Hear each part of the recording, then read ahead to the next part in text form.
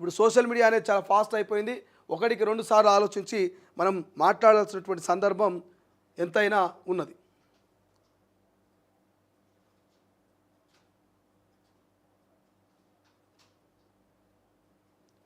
ఇక ఇక్కడ చూడండి, ఈ వార్త నిన్న వచ్చినట్టు అది.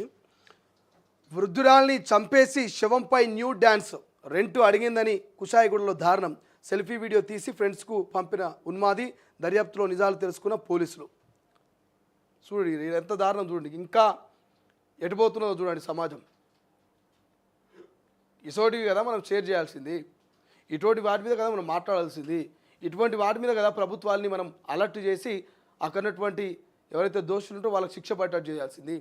అంతేగాని ఉత్తగానే ఊకదంపుడు ఉపన్యాసం లెక్క దేని మీద అంటే దాని మీద మాట్లాడితే ఏం అర్థం ఉంటుంది. ఇక్కడ చూడు, వృద్ధురాల్ని చంపేసి శవం మీద ఈ బట్టలన్నీ తీసేసి న్యూడ్గా, నూలు పోగు కూడా లేకుండా, ఒక దారం లేకుండా, లోపల ఉన్నటువంటి అండర్వేర్ నుంచి బయట ఉన్నటువంటి షర్టు దాకా అన్నీ తీసేసి ముసలామెను చంపి ముసలామె శవం మీద డ్యాన్స్ చేసినట.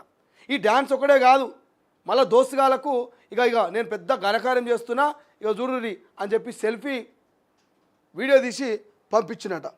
సెల్ఫీ వీడియో తీసి ఫ్రెండ్స్కి పంపించినట్టు ఉన్మాది ఉంటుందా ఇట్లెక్కడైనా?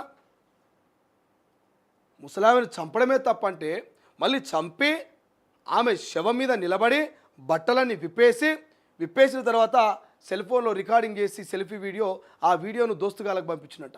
ఏదో ఈయన బార్డర్లో యుద్ధంలో పాల్గొన్నట్టు, ఆ యుద్ధంలో ఈయననే కీలకంగా వ్యవహరించినట్టు, లేకపోతే ఓ ప్రమాదం నుంచి 10 మందిని కాపాడినట్టు, లేదంటే ఓ 10 మందికి ఈయన సహాయం చేస్తున్నట్టు ఈ తోపు, ఈ మోతపారి, ఈ మునగాడు పెద్ద ఘనకార్యం చేస్తున్నట్టుగా ముసలామెను చంపి శవం మీద బట్ట లేకుండా ఉన్నటువంటి వీడియోని దోస్తుగాలకు పంపించినట్ట. ఒక సైకో ఉన్మాది.